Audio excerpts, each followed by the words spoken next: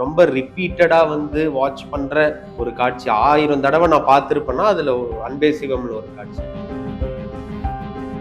ஒருத்த வந்து ஸ்கிராச்ல இருந்து ஒருத்த எந்திரிச்சு வந்து நிக்கிறது இருக்கு இல்லையா, அந்த படத்துல பாத்தீங்கன்னா ரெப்பிட்டேட்டிவா அதுதான் இருக்கும். ஒரு ஒரு படத்துக்கான ஒரு ஒரு ரைட்டிங் எல்லாருமே வந்து ஆடியன்ஸ் கூட கனெக்ட் ஆகணும் அப்படின்னு சொல்லி தான் ட்ரை பண்ணி தான் நம்ம வந்து ஸ்டார்ட் பண்ணுவோம். டிரெக்ஷன் கண்டிப்பா பண்ணணும், அதை நோக்கி பயணம் தான் என்னோட. கண்டிப்பா அது வந்து நான் டிரெக்ஷன்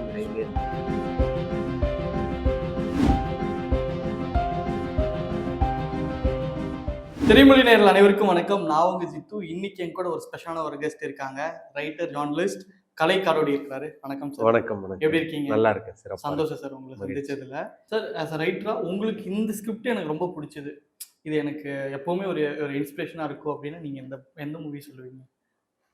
நிறைய இருக்கு. நான் தமிழ்ல எனக்கு வந்து கமல் சாரோட எல்லா படங்களுமே வந்து ஸ்டடி மெட்டீரியல் தான். கண்டிப்பா என்சைக்ளோபீடியால அவர். ஆமா ஆமா ஆமா.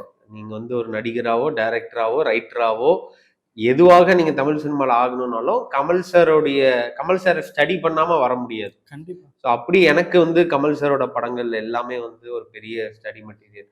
அன்பே சிவம்லலாம் நான் வந்து ஈச் அண்ட் எவ்ரி சீன் வந்து எடுத்து எடுத்து ஒர்க் பண்ணி பார்த்துருக்கேன். ஹேராம்ல பார்த்துருக்கேன்.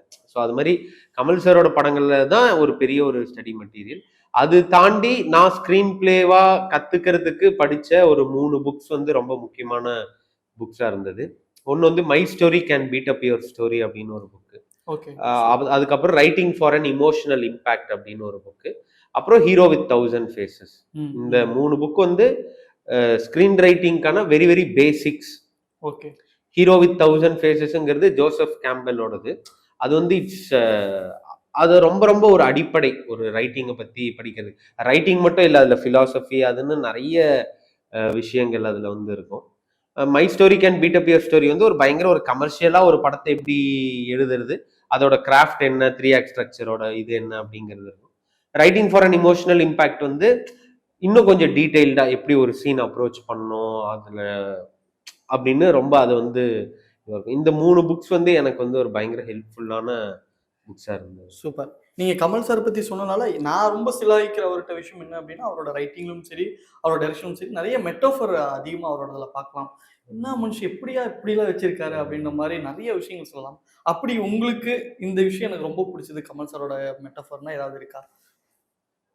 மெட்டஃபர்ன்றதை தாண்டி எனக்கு டக்குன்னு சொல்லும்போது நான் எப்பவுமே ரொம்ப ரிப்பீட்டடா வந்து வாட்ச் பண்ற ஒரு காட்சி 1000 தடவை நான் பார்த்திருப்பேன்னா அதுல அன்பே சிவம்ல ஒரு காட்சி. அந்த பையன் வந்து ஆம்புலன்ஸ்ல வந்து இறந்துடுவான்.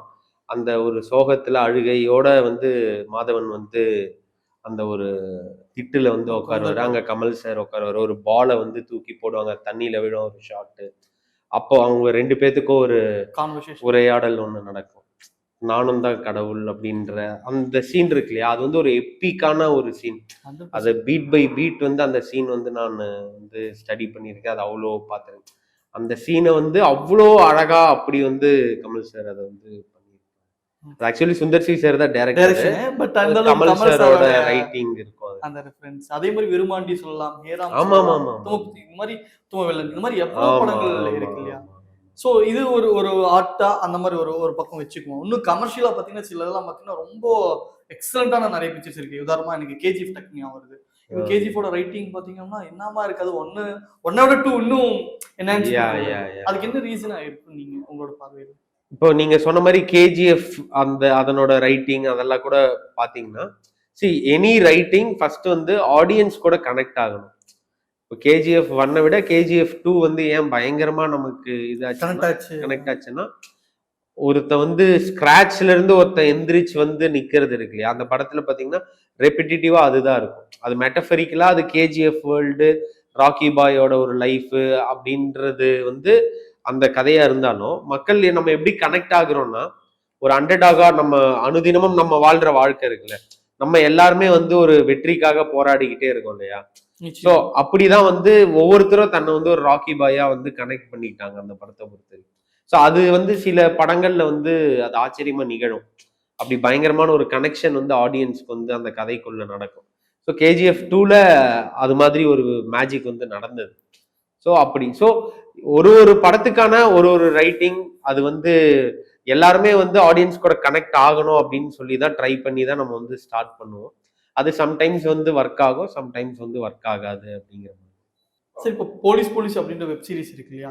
ஸோ அது வந்து ஒரு ஒரு எல்லாருக்குமே ஒரு நம்ம ஒண்ணு பண்ணிட மாட்டோமா அப்படின்னு ஒரு ஏக்கத்தோட இருக்கக்கூடிய ஒரு மொமெண்ட்ல ஒண்ணு அமையும். உங்களுக்கு அந்த மொமெண்ட் எப்படி அமைஞ்சது? என்னோட ஃப்ரெண்டோட ஃப்ரெண்ட்ஸ் வந்து உள்ள இருக்காங்க. ஹாட்ஸ்டார்லலாம் ஒர்க் பண்ணிட்டு இருக்காங்க. அப்ப என்னோட ஒரு ஃப்ரெண்டு மூலியமா வந்து, இது மாரி ஒரு சீரிஸ் இருக்கு. அதுக்கு வந்து ரைட்டர் தேடிட்டு இருக்காங்க அப்படின்ற மாரி இருந்தாங்க. நான் அப்பதான் என்னோட ஒரு ஒரு ப்ராஜெக்ட் ஒண்ணு ஒர்க் பண்ணி முடிச்சுட்டு, அப்பதான் ஷார்ட் நானு ஃபிலிம் இல்ல. இல்ல. அது ஒரு ஸ்க்ரீன் ரைட்டிங் ஒரு ஒரு டைரக்டருக்கு ஒரு ஸ்க்ரீன் பிளே எழுதி முடிச்சுட்டு, சூப்பர், அப்பதான் நான் சூப்பர். வெளிய வந்திருந்தேன். வெளிய வந்திருந்த டைம்ல இப்படி ஒரு ஆஃபர் இருக்கு அப்படின்னும்போது, சரி ஓகே. ஏன்னா அதுக்கு முன்னாடி வரைக்கும் நான் சினிமால தான் ஃபுல்லா ஒர்க் பண்ணியிருந்தேன். டெலிவிஷன்ல ஒர்க் பண்ணியிருக்கேன். நான் ஃபிக்ஷன் ஷோஸ் அப்படிலாம் ஒர்க் பண்ணியிருக்கேன். ஒரு ஓடிடி சைட்ல நமக்கான ஒரு ஒரு ஓப்பனிங்கா இது இருக்குமே அப்படின்னு சொல்லிட்டு ட்ரை பண்ணது தான் அது. ஸோ அது போயிட்டு அவங்க ஆல்ரெடி 24 எபிசோட்ஸ் பண்ணியிருந்தாங்க. இதை எப்படி எடுத்துட்டு போலாம் அப்படின்னு நெறைய ரைட்டர்ஸ் அதுல வந்து ஒர்க் பண்ணிட்டு இருந்தாங்க. அதை எப்படி கொண்டு போலாம் அப்படின்னு பிட்ச் பண்ணிட்டு இருந்தாங்க. ஸோ நான் இந்த கதையை எப்படி கொண்டு போலாம் அப்படின்னு நான் ஒரு பிட்ச் கொடுத்தேன். ஸோ அது பார்த்து அவங்களுக்கு பிடிச்சிருந்தது. அப்புறம் அப்படிதான் அந்த ஜர்னி வந்து ஓகே. ஸ்டார்ட் ஆச்சு. நான் ஃபிக்ஷன் ஷோஸ்னா எது எதுல ஒர்க் பண்ணிருக்கீங்க சார் நீங்க? நான் ஜீ தமிழ்ல சர்வைவர்னு ஒரு show. Oh! Okay, okay. Yes. டான்சானியால, ஆப்பிரிக்கால அர்ஜுன் சார்லாம் எஸ். வச்சு ஷூட் பண்ணாரு. ஸோ ஓகே, அந்த ஷோக்கு நான் தான் ரைட்டரா போயிருந்தேன். So okay. அந்த ஷோ அதுக்கு நீங்க இப்ப ரைட்டரா இருக்கும்போது என்னென்ன ப்ளே ஆகணும், என்னென்ன யார் யார் எப்படி பண்ணணும், அது அது முதற்கொண்டு எல்லாமே நீங்க ஆஹாஹா! ரைட் அந்த மாரிலாம் இல்ல. அது ஏன்னா வந்து நம்ம நான் ரியாலிட்டி. ஃபிக்ஷன்னா நாம அப்படிதான் இல்ல. நெனைப்போம். ரியாலிட்டி வந்து அது வந்து ரியலா நடக்கக்கூடிய விஷயங்கள். ரைட்டரா என்னோட ரோல் என்ன இருக்கணும்னா, அர்ஜுன் சார் வந்து இப்ப பேசுறாரு இல்லையா? அவரோட ஆங்கர் லிங்க்ஸ் அதெல்லாம் இருக்கு இல்லையா? ஓகே. ஸோ அந்த மாதிரி விஷயங்கள எழுதி அவங்கள டீல் பண்றது, அத டைரக்ட் பண்றது. ஸோ அந்த மாதிரி தான் இருக்கும். பிளஸ் அவங்களோட ஏவிஸ் இருக்கும். வாய்ஸ் ஓவர் விஷயங்கள்லாம் இருக்கும். ஸோ அந்த மாரி தான் ரைட்டரோட ஸ்கோப் அதுல. ஏன்னா இந்த ஆடியன்ஸோட பாயிண்ட் ஆஃப் வியூல இருந்து நான் கேட்கிறேன் என்னன்னா, இந்த நான் ஃபிக்ஷன்னாவே இது பக்கா ஸ்கிரிப்ட் தான். இவங்க பிளான் பண்ணியிருப்பாங்க. இவங்க தான் ஜெயிக்கணும், இவங்க தான் பேசணும் அப்படின்னு. இல்ல. உங்களோட அப்படி அந்த ரியாலிட்டிக்குள்ளலாம் நம்மளால எந்த கண்ட்ரோலும் பண்ண பண்ண முடியாது. முடியாது. அதெல்லாம் இயல்பா நடக்கக்கூடிய விஷயம் தான். சர்வைவர பொறுத்தவரைக்கும் நான் சொல்றேன். நான் ஓகே, வொர்க் பண்ண எக்ஸ்பீரியன்ஸ்னால.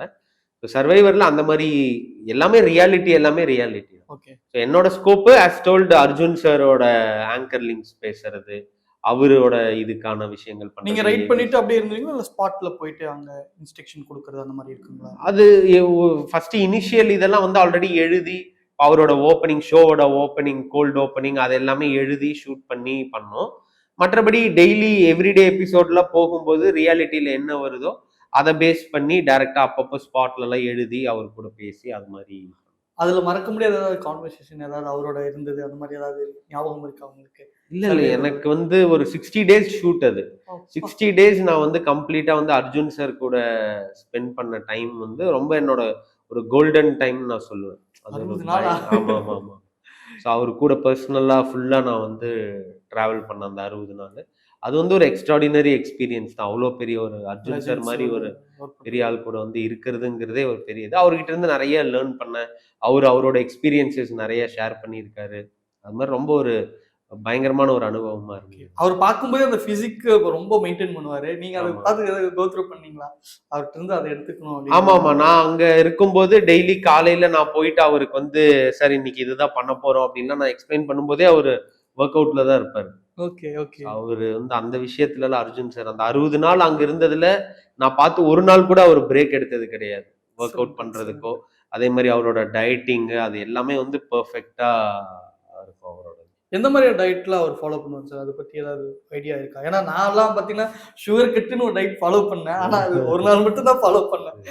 எப்படி எந்த மாரி ஃபாலோ பண்ணா நல்லா இருக்குன்ற மாரி. ஏன்னா நீங்க கிட்ட பார்த்துருக்கீங்க. இல்ல அவரு வந்து அதுதான் ரொம்ப கார்ப் எடுத்துக்க மாட்டாரு. ஹை புரோட்டீன் எடுத்துப்பாரு. நான் பார்த்த வரைக்கும். ம். ஸோ அதுல வொர்க் அவுட் கரெக்ட்டா இது பண்ணுவாரு. பிளஸ் அவருக்கு ட்ரெய்னர்ஸ் இருப்பாங்க. டயட்டீஷியன்ஸ்னோட சூப்பர். எஸ். இது இருக்கும். ஸோ அதெல்லாம் அவரு வந்து கரெக்ட்டா ஃபிட்டா ஃபாலோ.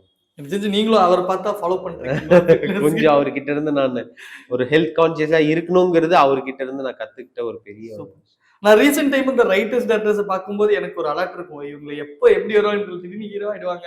திடீர்னு ப்ரொடியூசர் ஆயிடுவாங்க. பல பரிமாணங்கள் எடுப்பாங்க அப்படின்னு. உங்கள அந்த மாரி எதிர்பார்க்கலாமா? டைரக்டராகவும், இல்ல நடிகராகவும், ஹீரோவாகவும்? தெரியல. டிரெக்ஷன் கண்டிப்பா பண்ணணும். அத நோக்கி பயணம் தான் என்னோட. கண்டிப்பா அது வந்து நான் டிரெக்ஷன் சூப்பர், விரைவிலே சூப்பர். பண்ணிடுவேன். பட் ஆக்டிங் அதெல்லாம் எனக்கு தெரியல. அதுல என்ன நடக்கும். பட் டிரெக்ஷன் 100% நான் வந்து ஓகே. சேம் இதே மாதிரி சீரிஸ் அந்த மாதிரி பிளான் பண்றீங்களா இல்ல தியேட்டர் மூவி? இல்ல அது படமும் நான் ஒர்க் பண்ணிட்டு இருக்கேன், இதுவும் ஒர்க் பண்ணிட்டு இருக்கேன். எது த்ரூ ஆகுதோ பண்ணிடுவேன் நான் கண்டிப்பா. சூப்பர். எண்டா இந்த சினிமாக்குள்ள வரணும்னு அப்படின்னு இந்த வீடியோ பார்த்துட்டு இருப்பாங்கல்ல சினிமால. நமக்கு ஒரு கதை இருக்கும், ஒரு ஷார்ட் ஃபிலிம் பண்ணியிருப்பாங்க. இது ஃபியூச்சர் ஃபிலிமா டெவலப் ஆக மாட்டேங்குது. இல்ல அப்படி வச்சிருந்தாலும் பவுண்டட் வச்சிருந்தா அடுத்த கட்டத்துக்கு கொண்டு போகணுன்ற ஒரு ஒரு கேள்வியோட இருப்பாங்கல்ல. அவங்களுக்கு ஏதாவது ஷேர் பண்ணா என்ன என்ன சொல்லுவீங்க? எனக்கு என்னுடைய ஒரு எக்ஸ்பீரியன்ஸ்ல இருந்து நான் சொல்லக்கூடிய விஷயம் என்னன்னா, சி அந்த கிராஃப்டினுடைய ஒரு பேசிக்ஸை நம்ம வந்து கண்டிப்பா படிச்சுக்கிட்டாக்கா, அதை தெரிஞ்சுக்கிட்டோம்னா டிரெக்ஷனோ, கேமரா டிஓபியா இருக்கிறதோ, அல்ல ரைட்டரா இருக்கிறதோ, what ever it is. Because இதுல வந்து ஆர்ட் அண்ட் கிராஃப்ட் தான் இது ரெண்டுமே இருக்குது. கிராஃப்டை வந்து அந்த கிராஃப்டோட பேசிக்ஸை நம்ம வந்து கண்டிப்பா படிக்கணும். அதை நம்ம படிச்சுக்கிட்டு அதை புரிஞ்சுக்கிட்டு நம்ம வந்து ஒர்க் பண்ணோம்னா நம்மளால லாங் ரன் வந்து உள்ள வந்து வேலை பார்க்க முடியும். இல்லைன்னா நம்மளால ஒரு படம் பண்ண முடியும், ஒரு இது பண்ண முடியும். அதுக்கப்புறம் வாழ்க்கையோட அனுபவத்துல இருந்து 1-2 எடுத்து பண்ணிட முடியும். அதுக்கப்புறம் தொடர்ந்து இயங்க முடியுமான்னு கேட்டா அது வந்து கஷ்டமாயிடும். இதுக்கு எக்ஸ்பீரியன்ஸ், அதுக்கு அந்த கிராஃப்டோட பேசிக்ஸை வந்து படிச்சுக்கிறது ரொம்ப ரொம்ப நல்லது. சூப்பர். கண்டிப்பா நிறைய பரிமாணங்கள் எடுத்துட்டு இருக்கீங்க சக்சஸ்ஃபுல்லா. இன்னொரு இன்டர்வியூல சந்திக்கிறோம். Thanks for the time. நன்றி நன்றி.